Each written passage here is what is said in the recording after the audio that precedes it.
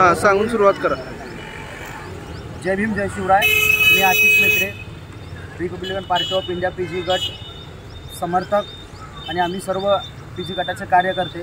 काल झालेला भ्याड हल्ला समाज प्रबोधनाचं काम करत असताना समाज प्रबोधकावर जर असे भ्याड हल्ले होत असतील तर या मनुवादी लोकांना जाणून बुजून जर त्यांनी असं काम करण्यासाठी सोडत असतील तर गृहमंत्री म्हणून देवेंद्र फडणवीस आणि मुख्यमंत्री म्हणून एकनाथजी शिंदे तुमची जर तत्परता नसेल, तुम्हाला जर हे थांबवणं होत नसेल, हा गोळीबार, हे भ्याड हल्ले आणि हे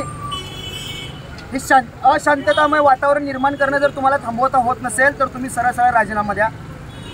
तुमच्या पदावरती तुमचं काम करण्याची क्षमता नसेल तर तुम्ही त्या पदावर बसायलाच नाही पाहिजे. हे संविधानानं आम्हाला तुम्हाला शिकवलेलं आहे. एकतर तुम्ही लोकशाही पद्धतीने त्या पदावर नाही आहेत आणि त्या पदावर बसून त्या पदाचा गैरवापर करतायत.